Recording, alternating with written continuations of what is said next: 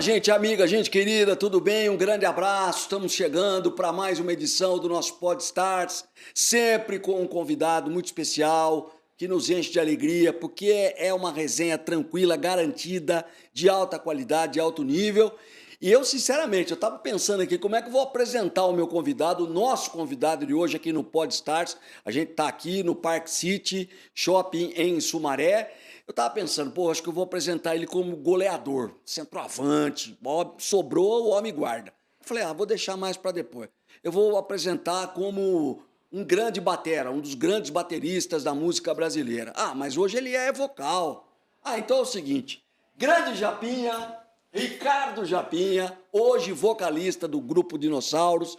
Você conhece muito da época do CPM 22, desde o final dos anos de 1990, foram mais de, acho que 2 décadas, até 2020, se não estiver enganado, e depois a banda Dinossauros, enfim, e muita história, e muita estrada, que a gente vai abordar isso. Que alegria ter você aqui, Japinha, obrigado por aceitar nosso convite. A gente estava até momentos antes aqui falando da loucura, gravar e já sair, porque tem avião, tem estrada. Satisfação, um grande abraço. Satisfação é minha, obrigado pelo convite, né, do pessoal aqui do Podstars e do Rockstars. E você é uma lenda aí da comunicação, Oswaldo Luiz, eu já conhecia, falei até pro Marcão, já vi ele na TV várias vezes. E, que legal, tá aqui em Sumaré, né, no interior, daqui a pouco eu vou para Minas Gerais aí, fazer um show amanhã lá. E é gostoso, né, porque apesar de ser corrido e ser um pouco cansativo, o tipo de trabalho que a gente tem é uma bênção, é uma oportunidade de levar entretenimento, né, arte, cultura, esporte para o pessoal, para o público. Então, eu me sinto muito grato, privilegiado de poder trabalhar com isso. E assim, a gente meio que é mais ou menos parecido com a vida de jornalista esportivo, que a gente viaja muito e tal. E é meio que uma adrenalina que já faz parte da gente, né? Parece que quando você fica uma semana de folga e tal, alguma coisa sente falta. Você tem isso ou não? Tem isso. Tem até uma brincadeira. A gente tinha um rapaz que trabalhava com a gente, o Luizão, segurança, ele falava, Japinha, eu tava começando ainda, né? No começo dos anos 2000, ele falou, se prepara, porque a estrada, bicho, a estrada vicia, cara. Eu já tô há uns 10 anos aqui, quando eu fico 1 mês, 6 meses, que nem você falou, né? Verdade. Uma semana sem viajar, eu sinto falta, porque tem uma adrenalina, tem essa questão de conhecer gente nova, lugares novos, né? Então, realmente é uma vida puxada, mas muito gostosa, né? Não posso reclamar, não. Você sabe que, assim, eu comecei no jornalismo esportivo, o Campeonato Brasileiro era enorme, né? Me lembro que um dos primeiros anos que eu cobri futebol, esporte, o Campeonato Brasileiro tinha mais de 70 times. 70? Era uma loucura. Teve campeonato que bateu perto de 100. Tinha até uma história famosa da política na época, para você que é mais da velha guarda, assim que nem eu, existiam 2 partidos políticos no Brasil, o MDB e a Arena. Então, a Arena era, em tese, lá do poder na época, estava no comando do país e o pessoal brincava. Aonde a Arena vai mal, coloca um time no campeonato nacional. Que era a forma de agradar o povo para trazer o voto, tinha isso. E, cara, a gente viajava, rasgava esse Brasilzão de ponta a ponta. E hotel, avião, estádio, aquela loucura. Nordeste, Norte, Sul, Centro-Oeste. Direto. Cheguei já numa ocasião, minha mãe, meu pai na época, muitos anos atrás, levavam uma troca de roupa para mim, porque eu tinha que pegar uma conexão em Congonhas, e não dava tempo de ir em casa, já tinha que ir para outra. Essas histórias malucas assim. Mas não adianta, tá no sangue, né? Tá no sangue. Assim como do músico, do artista, do jornalista, é a nossa paixão. Os esportistas, né? Os esportistas, jogadores. Nossa, tranquilo. É uma galera que já tá. Não adianta, tá aqui, não tem como tirar. É o ar que a gente respira, né? Sim, você falou de 70 times. O Campeonato Brasileiro, eu gosto muito de futebol, né? Com 20, tem gente até que reclama, não sei o quê, eu tenho Paulista, não dá tempo, calendário apertado, né? Mas quando eu era pequeno, moleque, eu lembro que tinha uns times que. Eu sou Corinthians, o Corinthians jogava contra, que eu não sabia nem o nome, de onde que vinha, aí meu pai me explicava, era aquela coisa gostosa de ouvir no rádio, né? Meu pai até gravava em fita os lances mais legais do jogo pra gente ouvir de novo. E é uma coisa muito, muito legal, né? Muito lúdica para quem gosta de esporte. E acho que viajar, né? Que a gente estava falando, você viajou muito também. O Brasil é um país tão rico, né? E, a gente aproveita a cultura, a culinária. Hoje mesmo, até aproveitar o gancho, eu sou vegetariano, né? E aí o Marcos me levou num restaurante super legal aqui de Sumaré, chamado Meat, que tinha uma culinária taiwanesa, vegetariana, muito gostosa. Falei, pô, em Sumaré, que legal, né? Às vezes você está numa cidade maior e não tem, né? Sim. Então, dentro desse contexto que você falou, eu acho muito gostoso a gente poder aproveitar o Brasilzão, né? Não, é bom demais, sem dúvida nenhuma. Eu quero que você fale pra gente. Bom, daqui a pouco vamos falar de futebol, é claro. Vamos falar da época de rock and roll, artilheiro, goleador. Pô, 58 gols, o cara. Bons Pô, tempos. mano, pelo amor meu diretor aqui, Marco Casarinho, acho que não fez isso na vida inteira, em todas as peladas dele. Rodrigo Targino também, que de vez em quando já é atacante aqui no clube, como é que o clube, como é que o nosso o recreativo, né? Aqui em Sumaré também nunca fez gol assim, nunca pisaram dentro da área. Não sabe o que é isso. Mas antes da gente entrar no lado do atleta, do esportista, enfim, do amante do futebol, do apaixonado pelo futebol, Japinha, eu queria que você falasse para nós um pouco assim, do começo dos anos de ouro, vamos colocar, do CPM 22, e a transição para um outro projeto, uma nova etapa. Contar um pouquinho para nós desse caminho desde... Eu falei 1990 e pouco, não estou errado, não. Não, tá certinho. Não é 95, eu entrei 96? no CPM em 99. A banda surgiu em 95, já tinha passado outros 2 bateras, né? E aí, mas só que foi em 99, quando eu e o outro guitarrista, o Luciano, entrou, que parece que deu a liga, deu a química mesmo. Sim, sim. Que aí em 2000 a gente lançou um CDzinho, a gente fala demo, né? Demo. Demo demonstração, né? Independente. Que aí começou a fazer um barulho ali na Galeria do Rock, em São Paulo. E aí tinha olheiros de gravadora. E um deles, o alemão, que era da Virgin Records na época, falou, pô, tem um CD aqui saindo pra caramba, tá todo dia acaba a caixinha dos caras. E ligou pro Rick Bonadil, na época da Virgin.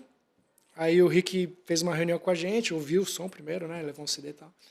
Achou legal, falou que, pô, esse som tem a ver com o que tá tocando hoje em dia, porque o CPM tem, né, um som punk rock em português.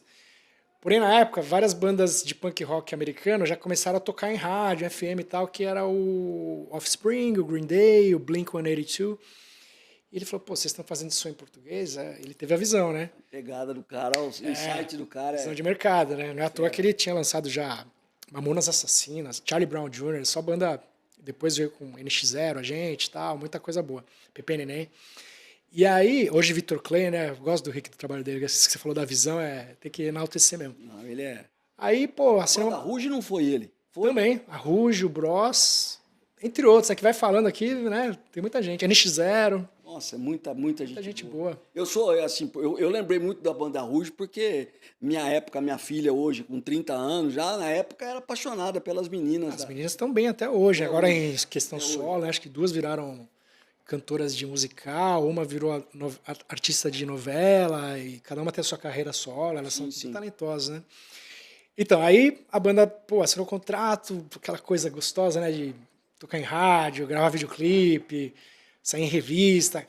Tudo bem, aquela época favorecia um pouco mais a situação, a circunstância, porque a gente não era tão digital assim do celular. Então, exatamente. A TV tinha muita força, a rádio, as revistas tinham muita força, né? Nossa. E a gente surfou essa onda gigantesca aí, com a MTV muito forte também. O CPM pegou muita força no primeiro, no segundo álbum. O primeiro foi em 2001, segundo em 2002, terceiro em 2005. E a gente estourava, no jargão da música, né? A gente estourava os hits, acho que foi 2 ou 3 hits por disco, assim. Então a banda ficou muito grande. E era uma safra muito legal, né? Que tinha...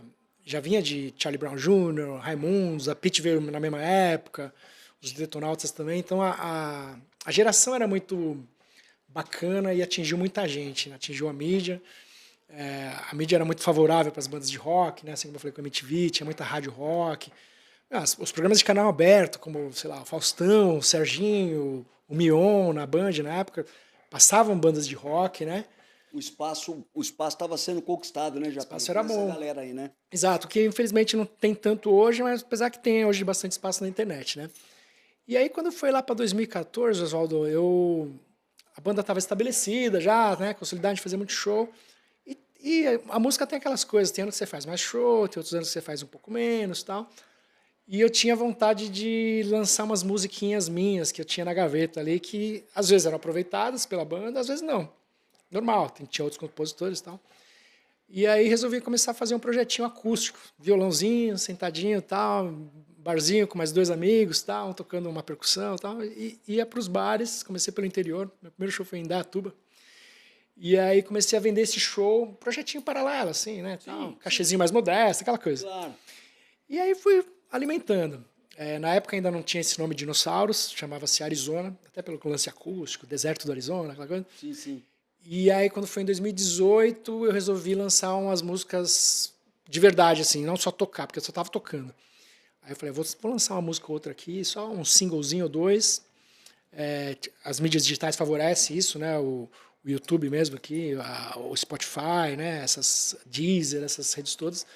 E lancei uma música, aliás, lancei duas músicas que tem clipe, inclusive, se o pessoal puder mostrar. Uma chama-se Dia de Fúria, que é uma coisa inspirada naquele filme do Michael Douglas, se não me engano, né? Que ele sai no meio do trânsito ali bravo e tal. Tem a ver com São Paulo, que é a cidade que eu moro.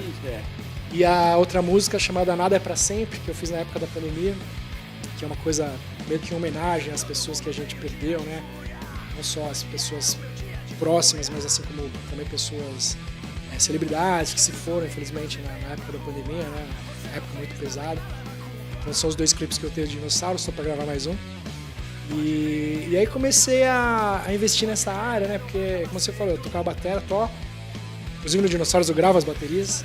Mas eu sempre fiz backing vocal no CPM 22. Sempre tinha um microfone em linha para cantar os refrões, fazer uma segunda voz e tal. E aí eu comecei a explorar esse lado de vocal, né? Gravar as músicas dos Dinossauros, lançar.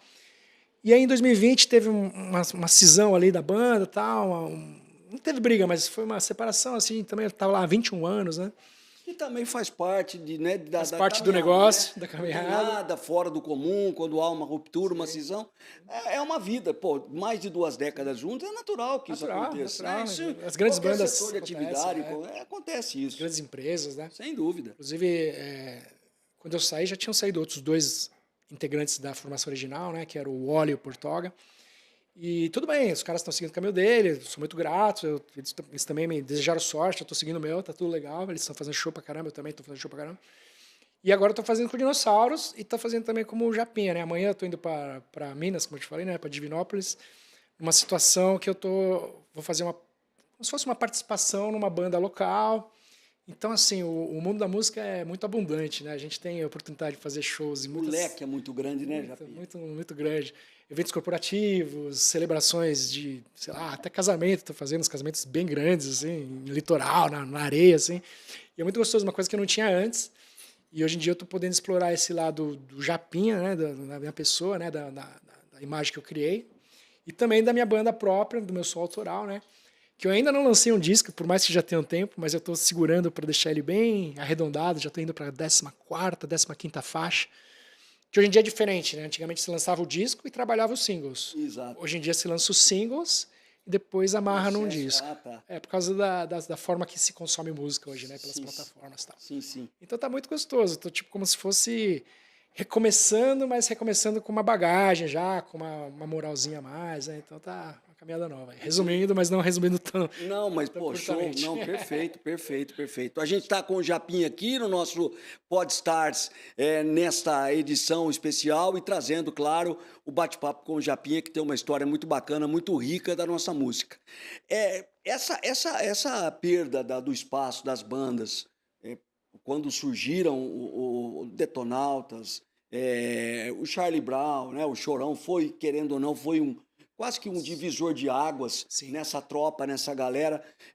No seu entendimento, hoje, a perda desse espaço, dessa divulgação, desse amplo caminho que tinha, por conta do quê? O pessoal meio que enveredou por outro caminho, meio que não quis semear para colher, já quis logo, né, plantar e colher, aquele imediatismo até dessa geração de hoje. Como é que se atribui essa virada da situação, por exemplo, que a gente viveu 1990, os anos 2000, até 2015, 2016, aí tem uma mudança na chave. Na tua avaliação, o que aconteceu? O que você falou, Oswaldo, eu concordo muito. São alguns dos pontos que eu sempre, quando me perguntam, eu falo assim, primeiro que eu sou muito privilegiado de ter aproveitado os anos 80 e 90 como consumidor de rock, né, de música brasileira em geral, não só rock, pop, MPB, reggae, tudo, que era sempre foi muito rica, ainda é rica a música brasileira, mas a gente aproveitou e depois como artista, nos anos 2000, eu tive essa chance de poder pegar o finzinho da época do disco, do CD, da gravadora, com aquela força, né, de divulgação em mídia massiva. E depois, de 2010 para cá, acho que coincidiu até com uma diminuição do espaço da MTV, das rádios, se mudou a forma de consumir música.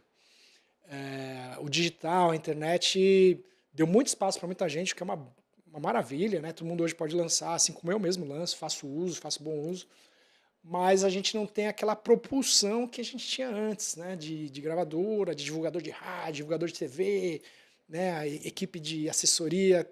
Até tem, mas assim, é diferente. O pessoal está procurando um caminho e a gente não está tendo tantas bandas ou artistas tão gigantes de expressões como a gente tinha antes, né? O Milton, o Chico, estou falando só do rock, da música em geral, Sim, né? O geral. Nat Roots, Claro, claro. né? O Charlie Brown. E aí você citou o Chorão. O Chorão foi uma grande perda, né? Pro rock nacional, assim como o Champion, o parceiro dele. Problemas ali que eles tiveram dentro da história deles. E a gente teve também, um pouquinho antes, não sei se você lembra, uma das maiores bandas do Brasil, o Raimundos. O Rodolfo, ele também saiu por questões pessoais dele, opção, ele está super bem, graças a Deus. Mas o Raimundos também, queira ou não queira, o Raimundos e o Charlie Brown eram as duas maiores bandas. Depois o CPM também compôs junto com a Pitty ali, né? O time forte ali, os Vingadores. Mas a gente perdeu, teve uma perda muito grande ali de força, né? E aí coincidiu com essa fase nova. Aí tem a geração Z, né? Se não me engano, agora do século. Exatamente. Eles são mais imediatistas. A gente sempre falava, hoje em dia o cara, ele faz uma música no violão, ele grava ali no computador dele, ele faz um vídeo caseiro no YouTube, já lança, de repente ele até estoura ali na internet, faz um sucesso, consegue 50, 100 mil seguidores, views, plays, só que aí o cara já acha que tá famoso e aí, putz, nem saiu de novo, vai fazer um show, não faz o show porque não tem segurança, não tem casca, né? Não tem aquela bagagem. Então isso também deu uma bagunçada nesse sentido do showbiz, né? Da questão da apresentação, do artista se formar e crescer. Eu vejo uma geração que a gente tinha que tocar em um monte de buraco, né? Que não tinha nenhum som muito bom. Eu digo assim, já pegando esse gancho aí, te cortando rapidinho, eu acho que o teu time, a tua geração, a tua história, da galera que foi, era uma galera que pagava para ver, pagava o preço. É isso que eu penso. Então, por exemplo, depois, quando explode na MTV, nas principais emissoras de rádio que tocavam rock, que davam toda a prioridade, mas isso já é praticamente a ponta do iceberg. Mas aqui atrás, a ralação era muito grande, era muito grande. E eu não vejo isso hoje. A galera não tem essa coisa da semeadura, do plantar agora e ter o tempo, né, da maturação para colher lá. Por isso que eu acho que talvez essa perda tem muito por isso, passa muito por isso. Vocês, de fato, abriram um caminho na raça, no coração, na vontade, no amor, na paixão pela música, pelo projeto, pelo que estavam fazendo. E a galerinha hoje é meio que de manhã tá pronta, à tarde tá fazendo, à noite já vão pensar em outra coisa, né? Já muda o aplicativo, já dá já a velocidade do clique ali, né? Não dá. Eu acho que assim, a internet, o celular e tal, né? A tecnologia, eu gosto, uso o ChatGPT direto para esclarecer dúvidas. Claro. Eu aprendo o idioma aqui no Duolingo, eu acho que é super legal, assim. É uma baita ferramenta, mas ela tem que ser bem usada, né? E assim, sou fã de videogame também, gosto, a gente estava até brincando ali, mas a questão é que o que você falou, Oswaldo, faz muito sentido para quem viveu, né? E acho que é legal a gente tentar passar isso para a molecada, né? Para as novas gerações, porque especialmente na música, na arte, no teatro, na comunicação, né, em geral, assim também, acho que tudo isso, publicidade, tem que se construir um arcabouço, né, de bagagem, de casca mesmo. Pô, falo casca zoando, mas assim, eu fiz um monte de calo tocando bateria pra caramba, um monte de show, assim, que as minhas baquetinhas eram tudo meio... Tinha os fiapinhos, porque era barato, não tinha como comprar as bacanas, né? Aí entravam uns fiapinhos da baqueta. Às vezes sangrava, fazia bolha, e, pô, mesmo assim eu voltava contente pra casa, porque, fiz meu show, tinha, sei lá, 30 pessoas, mas, 10 vieram falar comigo, elogiar. E aí você vai criando motivação, você vai aprendendo, você vai observando outros músicos, né? Seja ao vivo, seja na TV. Acho que minha escola foi bem assim, né? Eu tentei aprender o máximo. Lógico, fiz conservatório e tal, mas o que eu mais aprendi foi na vida mesmo, na prática, né? assim como eu acho que a sua profissão também, vocês se espelham em, né, Com certeza. profissionais mais tarimbados. E eu acho que é uma parte muito legal da vida, assim. Eu tô um pouco preocupado com essa nova geração, até porque, né, a gente tem sobrinho, filho, parente que a gente quer ver se dá bem, né? E até pelo rock, né? Porque eu sou um roqueiro de raiz, assim, eu admiro outros estilos, ouço, aprecio, mas assim, eu sou muito roqueiro, 90% do tempo eu tô ouvindo rock. E eu quero ouvir rock novo, né? Eu Claro. quero que cheguem umas bandas novas, bombando na TV, bombando na rádio, para ir ver um show no estádio.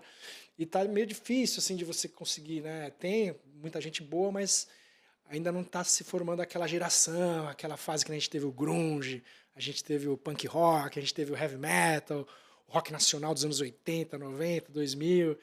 Então, eu sou um pouco saudosista nesse sentido, mas quem sabe, né? Até porque eu invisto, né? Eu tô investindo na minha banda. Sem E eu dúvida. quero que o cenário fique mais Favorável. favorável. Precisa ter outras bandas, a gente precisa se ajudar, né?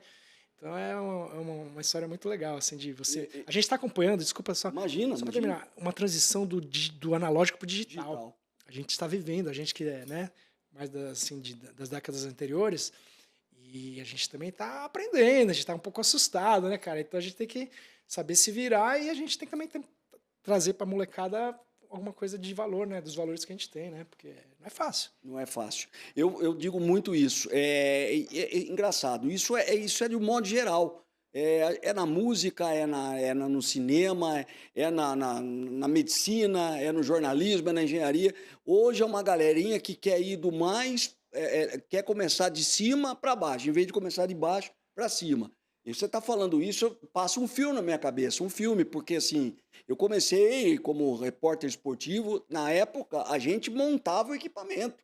Você levava 200 metros de cabo, de fio, fazia a ligação, ligava no campo. Na época a gente ligava para uma empresa, que a galerinha que está assistindo a gente, é a Telefônica, que na época era a Telesp, que era até telecomunicações, Estado de São Paulo. Você ligava para o cara te dar o número da sua linha para você montar o equipamento no estádio e sair narrando o jogo.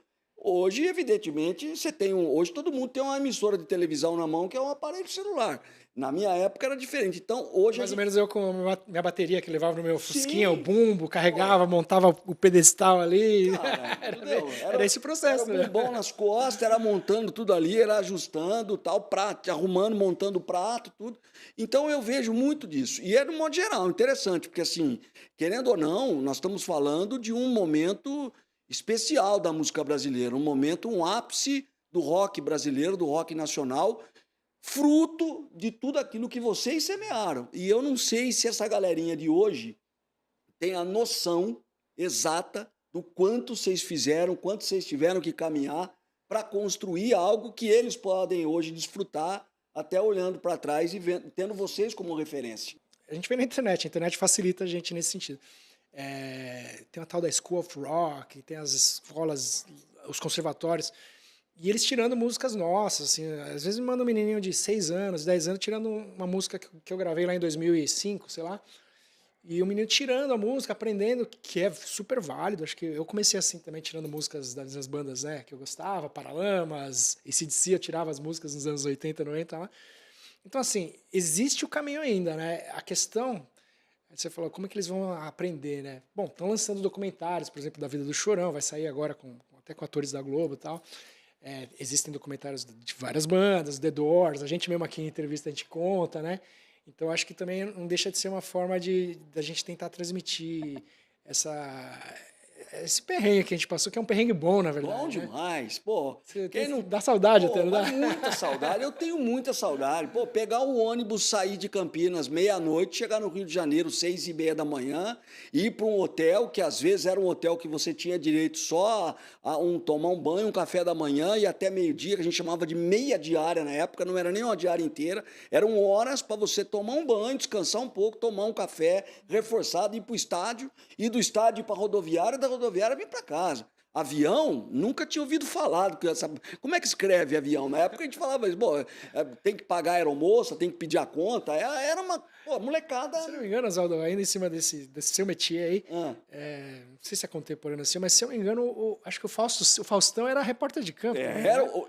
Você também é um cara consagrado hoje em dia, ele também cara, o tamanho que ficou. Aliás, que Deus o ajude ali Deus na ajuda, Deus recuperação, ajuda. né? Faustão tá, eu tenho algumas informações assim, trabalhei muitos anos na TV Globo e ele realmente tá, é difícil, a batalha é grande Posso e falar, ele recebeu a gente 5, 6 vezes lá na banda, né? ele é. Queridaço, encontrava nos corredores, assim, o pessoal pergunta, né? E o Faustão era legal, mesmo só no programa. Ele encontrava a gente nos corredores, e aí, menino, como é que vocês estão? Chega aí, conta aí. Cara, gente boa, humilde, Muito, começou muito. de baixo também. Começou ele. Eu sou de uma geração como repórter de campo logo após o Fausto. O final do Fausto como repórter esportivo é 83, 84, acho que até 85. O meu primeiro ano profissional foi em 1985. Eu me lembro de alguns jogos, não vou lembrar quais, mas eu me lembro de alguns jogos em que ele estava, mas ele já estava muito ligado à TV, porque ele fez um sucesso estrondoso com um programa chamado Perdidos na Noite, que era na Rede Bandeirantes, aos sábados à noite, que era um programa de auditório, com humor, com música. Parecido o que ele fazia, né? Exatamente, é o formato do Domingão, só que na época com outro contexto, inclusive tecnicamente falando, perdão. E aí eu peguei um pedacinho dele. Ele fazia os dois, a rádio e a TV. Ele fazia rádio e TV, só que na época ele já estava muito forte na TV e ele teve que ir automaticamente saindo da reportagem de campo. Mas aí eu me lembro muito dele. Eu me lembro de uma história maravilhosa dele com o Serginho Chulapa, o centroavante, o Chulapa, que jogou no Santos, no Corinthians, e eles tiravam um sarro um do outro, e na época era diferente, porque a Rádio Globo, na época, com o Osmar Santos e tal, eles tinham muito isso, de um provocar o outro no ar, porque o Serginho sabia. O Fausto é torcedor do Santos e tal. É aquela coisa, né? O tempo ele ficou muito tão grande que isso até passou a ser uma curiosidade mesmo. Mas o Serginho, da época, provocava ele, eles eram muito assim, era uma comunicação maravilhosa. E hoje, de fato, eu peguei uma geração logo depois dele, mas tenho muita saudade desse perrengue todo, dessa pauleira, é bom demais. Quando você fala, eu também fico com saudade das Oh, épocas que eu nossa, comecei. isso é a Eu escola. acho que eu não tenho mais, né, idade, nem pique, nem saúde pra fazer tudo que eu fiz aqui com 15 anos, 18 anos de idade. Mas assim, quando você lembra, Nossa, você fala, nossa, mas valeu a pena, né? Muito, Porque muito. É você uma aprende, você tem lembranças boas de situações que você até sofreu um pouco ali, aqui, né? Que nem você falou da rodoviária, sofri ali na passagem de som, no retorno que não chegava, mas que te faz crescer como profissional, né? Como Nossa. ser humano também. É uma vida e sem dúvida nenhuma, é uma formação profissional, mas muito também pessoal, da gente dar os valores devidos para as coisas, às vezes dar o valor para um chuveiro que está caindo água, que ficava em cada hotel, que eu vou te falar, Cheguei a pegar uns desses também. Deus como testemunha. Ô, gente, eu preciso fazer o primeiro intervalo aqui, a gente está com o nosso Japinha, hoje vocalista, band leader do Dinossauros, grande batera do CPM 22, uma pessoa querida, uma história para a música brasileira, para o rock brasileiro. Eu vou fazer o primeiro intervalo, o nosso intervalo, a gente está aqui no Shopping Park City, em Sumaré. Edu já deu o sinal aqui do intervalo, com o nosso Rodrigo Targino, Marco está aqui, todo mundo, Enzo Targino está aqui também, futuro ator do SBT. Eu não posso falar porque depois o pai é empresário, ele manda o boleto para mim. Mas é rapidinho, a gente já volta com o segundo tempo do bate-papo com o Japinha aqui no Podstars. Até já! O Shopping Park City Sumaré se transformou em um local de referência para experiências e oportunidades incríveis. Localizado na segunda maior cidade da região metropolitana de Campinas, o empreendimento se destaca por sua localização central e fácil acesso pela Avenida Rebouças. Além disso, o crescimento econômico da região faz com que o Shopping Park City Sumaré seja ideal para novos negócios. Venha para o Shopping Park City Sumaré e viva experiências que vão além das suas expectativas.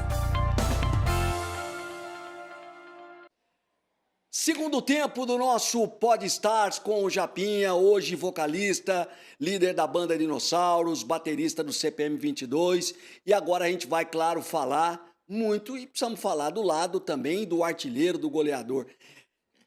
Tem alguém que marcou esses 58 gols? Está anotado alguma coisa? O pessoal tem isso gravado, né? Não pode ficar, não ficou só na história, senão daqui a pouco vira lenda.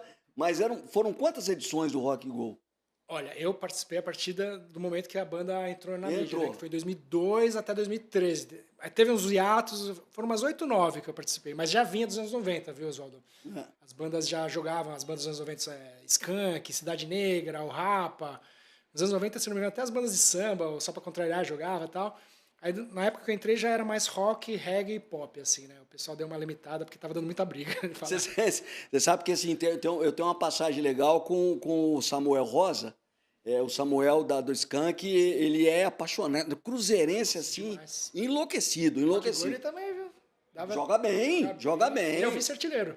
Eu fiz 58, ele fez 40 e ele contesta. Ele falou, Japinha, você fez nada, eu fiz muito mais que você. Eu falei, os caras do time que anotaram ali, fala com ele. Ele é competitivo pra caramba. Eu me lembro de uma passagem com ele em Barato. Olha quanto tempo faz. O Skank tava começando. Isso o quê? 1997, 98, Por aí, pode ser? Por aí. Pouco menos, pouco mais, enfim. Em meados da década de 1990. E eu estava no aeroporto para viajar, para embarcar de volta de Belo Horizonte para São Paulo. E eu me lembro que eu tinha feito uma transmissão de um jogo do Cruzeiro no dia anterior, pelo Campeonato Brasileiro, contra o São Paulo. Eu lembro que o São Paulo era adversário por causa... Eu estava no aeroporto e aconteceu um problema com o jogador do São Paulo que não embarcou. E eu entrei no orelhão de dentro da sala de embarque, né? Então, assim, imagina. Orelhão. É orelhão. Então, acho que é antes do celular. Então, acho que é 91, 92. É mais para trás ainda. E eu entrei e comecei a passar informação e tal. E ele estava sentado com o pessoal da banda, assim, perto. E ele gosta tanto que ele se levantou e ficou olhando para mim. Eu falei, caramba, eu estou fazendo um boletim aqui esportivo. E o Samuel Rosa na minha frente. Não tive dúvida, né? Samuel, pode chegar aqui, que eu estava ao vivo na rádio. Entrei. Cara, sem brincadeira, nós quase perdemos o voo. Ele não parava de falar, empolgado, e eu entrevistando. E a primeira chamada, a segunda chamada, a última chamada. E nós ficamos, acho que, uma meia hora conversando. E desse dia em diante, eu nunca mais esqueci a paixão que ele tem por futebol. E tem muita ligação mesmo com a música. Se você é apaixonado por futebol... Aliás, o Rock Go deu muito certo porque tinha umas figuras mais que eram caricatas, né? Tropeçavam na bola, mas tinha gente muito boa de bola. Tinha sim, tinha o pessoal que não levava a sério e tal.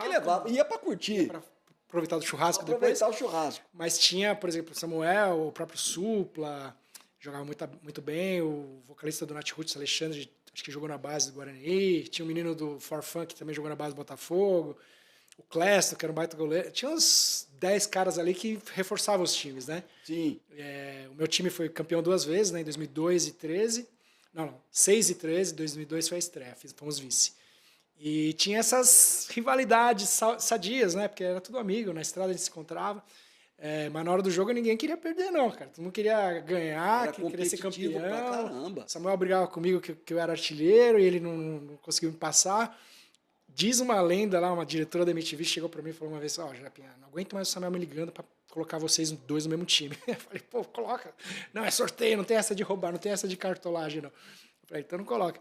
Então tinha toda essa questão de bastidores, e foi uma época muito legal, porque a gente, Oswaldo, os caras das bandas, não só eu, né?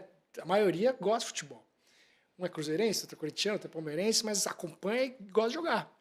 Desde a época de colagem. Pra gente... O Nazi do Ir é São Paulino maluco, de ir no estádio, da gente trombar em saguão do Morumbi, assim, e direto. É ele, o Andréas do Sepultura, o Escandurra também, o Dinheiro Preto também era São Paulino, não jogava, né, mas acompanha. E a gente esperava o ano inteiro, cara, porque pra gente era uma chance de ouro de poder fazer tipo o campeonato da escola, só que defendendo tua banda, com torcida, com transmissão, juiz de federação. Meu, a gente dava a vida ali. Então a gente separava uma semana da agenda de shows, ninguém marcava show naquela semana. Que barato. A MTV já avisava com, sei lá, 6 meses de antecedentes, porque a gente queria jogar. É lógico que tinha uma banda ou outra que não podia, porque tinha uma turnê internacional, mas era uma prioridade, assim, porque além de tudo, também era uma forma de divulgação, porque era o programa de maior audiência da MTV. Então, eu lembro que o Abu Janra falou assim, pô, eu sou mais conhecido pelo Rock Go do que pela minha música, que sacanagem, mas era legal. E aí eu lembro que uma vez a gente chegou numa final, a gente estava no mesmo time do D2, do Planet Hemp.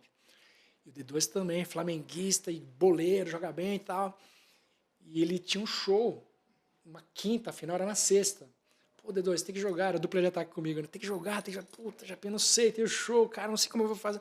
Meu, o cara queria tanto jogar que ele contratou por fora, pagou um helicóptero para vir do Rio para São Paulo para jogar a final do Rock Go. Que louco, velho. Não, assim, era, cara, Era uma a galera coisa assim. foi assim, coisa maravilhosa. Foi assim, para mim foi um case da TV. O Rock Go, a MTV foi um fato assim, devia ser colocado hoje assim para essa galera hoje que faz comunicação, devia ser colocado como um tópico sabe, sobre o que é a televisão, como formador de opinião, mas como entretenimento também, é uma delícia. Cultura, com música, né? Claro, pô, tudo junto. Tinha um pouco de humor também, né? Pô, os narradores eram Era o Bonfá, né? Bonfá, O narrador, Paulo e Bonfá o Marco Bianchi como comentarista. Marco Bianchi de comentarista. Pô, os caras lançaram bordões. Era sensacional. Do Cleston mesmo tinha um bordão que...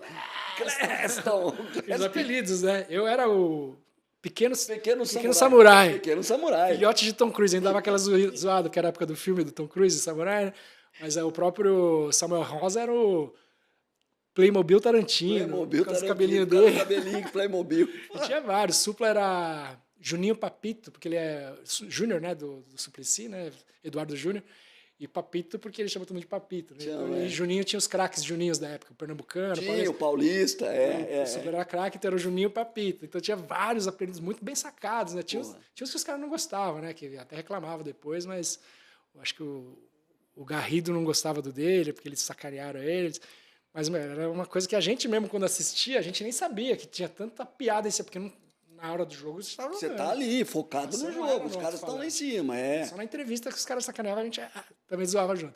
Mas aí quando a gente via na TV, o tanto de sacanagem que eles colocavam, mas de boa, a gente não... Ninguém pegava mal, né? Porque era legal que todo mundo curtia, né? Às vezes eu chegava no posto, na padaria, os caras, eu tive jogando bola, os caras nem campeavam rock, nem sabia que era de banda, nada. É mesmo, você viu jogando bola? Você joga bem, pô, legal. Ou seja, o cara não sabia que eu era da banda, do CPM, que eu era batera, mas me viu jogar bola na MTV, né? Que doido isso, cara. E assim, e duas coisas que caminham juntos, né? Música e futebol caminham demais. Não por acaso, muitos de vocês gostam de futebol. Sim, eu vou em estádio também, gosto de ver jogo. Você vai à Neoquímica Arena, você vai ver o Coringão ou não? Eu tenho que ir de metrô, porque eu moro do outro lado, eu moro na Pompeia, né? Aqui Nossa, que é perto você mora do lado rival. do Allianz, hein? É bom pra ver show, porque aí eu vou a pé. É bom, pô. Mas ali tem uns shows bons, né? Peguei muito show. O Allianz é muito bom. Peguei Iron Maiden, Black Sabbath, Ozzy, Foo Fighters, Green Day. Mas aí, em compensação, para ir pro jogo do Corinthians, é melhor eu ir de metrô, porque o trânsito em São Paulo, você sabe bem. É maluco. Né? 1h30 para chegar em Itaquera. Aí o metrô é 40, você vai sentado, conversando com o brother e tal. Aí dá uma caminhadinha, em menos de uma hora eu tô na Neoquímica. E é legal que o futebol, além disso aí que a gente falou de poder jogar, né? Eu, sendo um corintiano que, sei lá, tinha minha exposição assim pela banda, acabei fazendo amizade com muito jogador, né? O Marco também traz muita gente legal aqui, alguns deles eu conheço. Mas, por exemplo, pelo rock, pelo futebol terem essa... Por exemplo, o Zé Elias, que jogou no Corinthians, eu consegui ficar muito... A gente é muito amigo, por conta que ele gosta de Iron Maiden, a gente foi em show do Iron Maiden junto, eu levei ele para ser técnico da gente no Rock Go, criamos uma afinidade. O próprio Balbuena, que jogou no Corinthians, quando ele chegou no Brasil, ele chegou falando português muito bem. A pessoa falou, como assim, Balbuena? Você é do Paraguai? Fala, não, é que eu ouço rock brasileiro, ouço muito Charlie Brown, CPM. Pô, CPM tem 2 corintianos lá. E levaram a gente para fazer uma matéria com ele no Globo Esporte, então fiquei amigo. Hoje em dia a gente se conversa direto e tal. Ele tá no Grêmio agora, né? Eu vou fazer um show no Sul mês que vem, vou encontrar com ele. Infelizmente teve uma lesão grave, tá afastado. Sim, tornozelo, né? Deve ter uma lesão de tornozelo. 4 meses. No mínimo 4 meses de recuperação, uma grande figura também, o Balbuena. Então, essas coisas, né? Muito legal. E assim, realmente, para quem não sabe, do lugar que você mora para a Zona Leste, é atravessar São Paulo mesmo, não é força de expressão, não. É sair da Zona Oeste e ir para a Zona Leste, assim, é um caminho. Às vezes que eu tenho que ir de carro da Pompeia para Itaquera, às vezes por uma questão, né, de, pô, amigo, vamos aí. É o pior jeito de ir, porque quando a gente vai de metrô, assim, pô, você ganha 1 hora. Já cheguei a demorar 2 horas para chegar no estádio. Não, Você pega a marginal parada e aí depois pega a radial ali, putz. É complicado. Você fica um tempão. E fala uma coisa para mim, como corintiano, qual é o teu olhar sobre esse momento da situação do Corinthians? Tantas dívidas, tantos problemas financeiros. Você pegou uma geração, obviamente, você pegou o time que foi bicampeão brasileiro, 98, 99. 1990, você já tinha o quê? 15 anos, 16 Meu pai anos? me levou Pô, no Morumbi Nacional, para assistir o gol do Tupanzinho. Gol do Tupã contra o São Paulo. Aliás, uma curiosidade para você como corintiano. O primeiro repórter que consegue chegar no Tupanzinho, ele está comemorando o gol de bonezinho azul e camiseta preta, é este que vos fala. É mesmo? Vou buscar essa imagem depois. Pode, acho que a TV Cultura tem essa imagem. Eu chego nele, tô de bonezinho azul, que era o boné da Rádio Globo na época. Eu era setorista do Corinthians, cobri o Corinthians pela Rádio Globo, e o Tupã foi um dos amigos que eu fiz na época lá. Eu também, né? Cheguei a fazer uns amistosos. Não, grande figura. Foi do São Bento pro Corinthians, Sorocaba, mas é uma grande figura. E como é que você observa hoje essa situação do Corinthians? A gente, como corintiano, eu falo isso não só por mim, mas pelos amigos, que a gente está preocupado, né? Porque está passando por uma turbulência absurda de política, de diretoria, de bastidores, né? De reorganização. Eu espero que seja para melhor, porque isso acaba até refletindo em campo, na insatisfação da torcida, os rivais ficam tirando uma onda. Mas ao mesmo tempo é muito louco, porque o corintiano é acostumado a passar perrengues. Né? Meu pai conta da história da fila lá, dos 23 anos. Fato. Eu lembro da época que a gente era muito zoado por conta da Libertadores, era o único paulista que não tinha e tal. Então, assim, a gente está acostumado a sofrer. O famoso lema, né? Corintiano, maloqueiro e sofredor. Mas quando chega nesse nível de corrupção, de coisa falcatrua da diretoria, e aí você pensa, pô, a gente como corintiano, né, nunca faria um mal a gente cuida até do estádio, ninguém grama, se precisar, vai lá cuidar, vai parar. Lá e mete a mão, você fala, porra, que sacanagem, né? A gente paga ingresso, ajuda o clube, doa dinheiro para a arena para financiar a dívida. Então é uma coisa que machuca um pouco, assim, e a gente se preocupa, mas eu sinto que tanto os torcedores quanto as novas gestões estão sendo cobradas pra caramba. Ontem mesmo eu vi umas notícias do pessoal pressionando lá, que teve uma reunião com ex-presidentes ali, que o pessoal já não achou legal.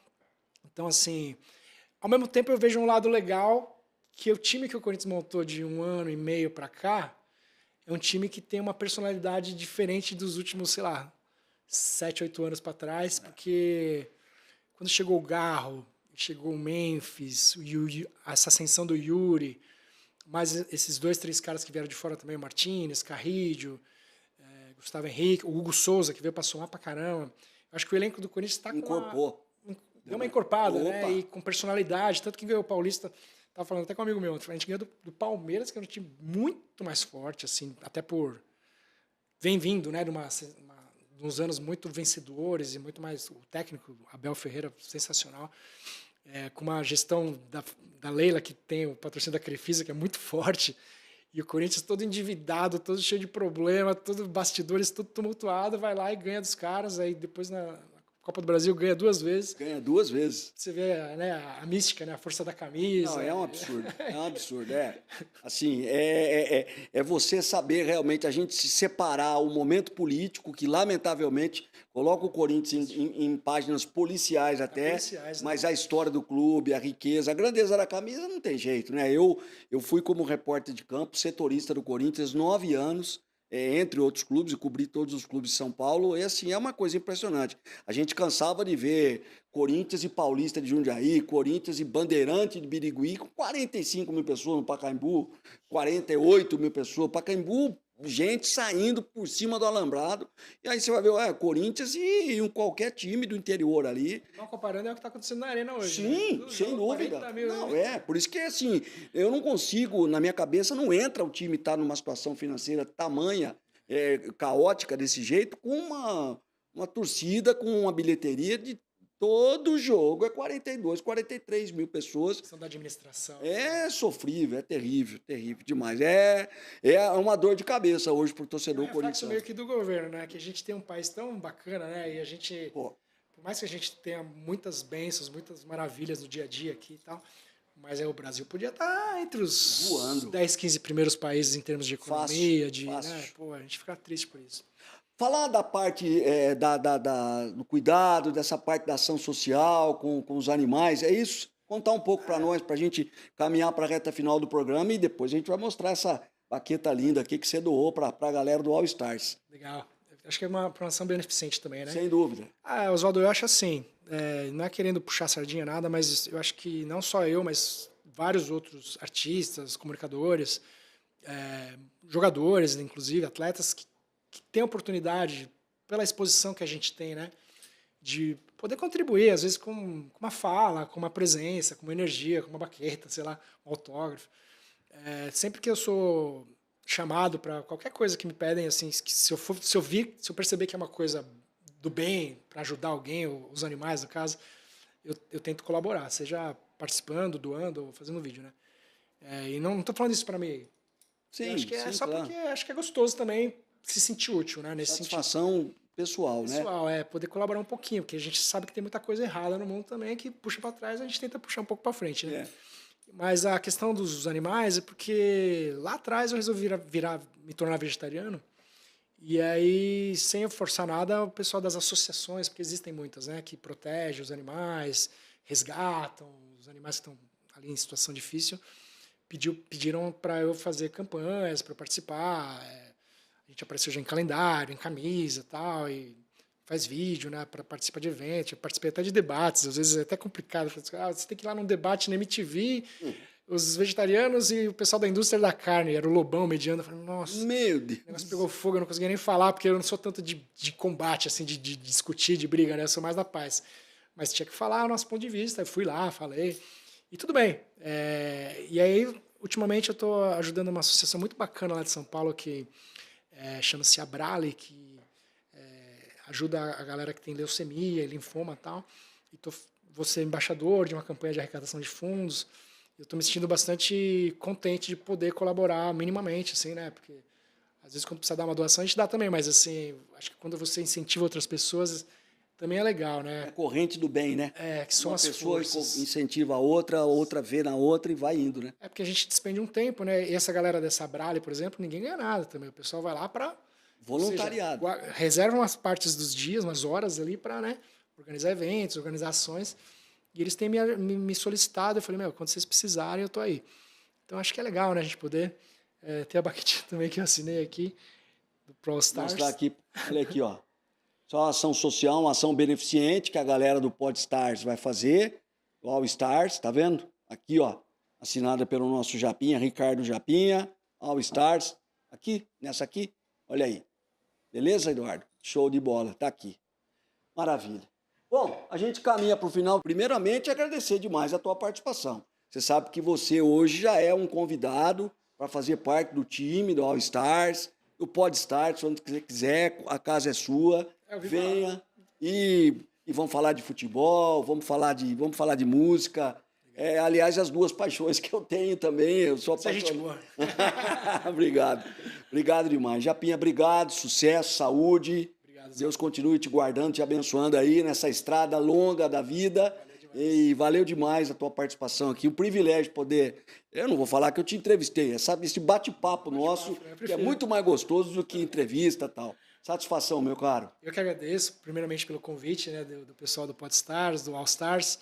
É uma honra, eu já te vi várias vezes, vi, né, rádio, TV. Então, assim, quando ele me mostrou, eu fiquei contente. Então a entrevista vai ser boa, eu pensei, né?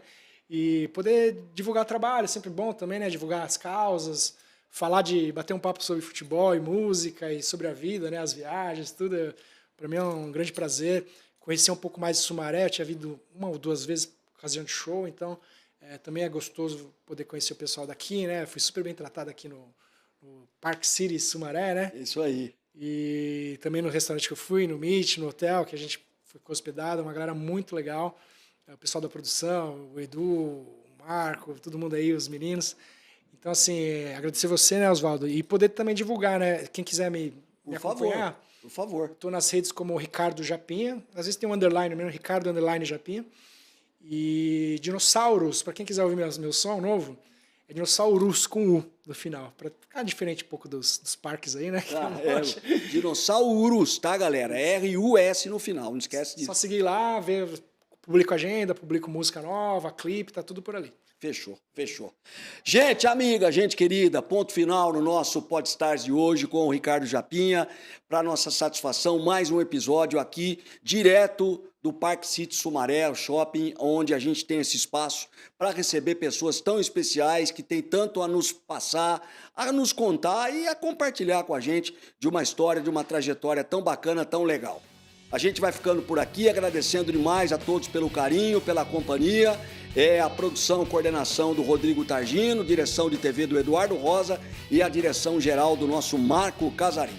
Obrigado pelo carinho, obrigado pela companhia e até as próximas, se Deus quiser. Valeu! Valeu!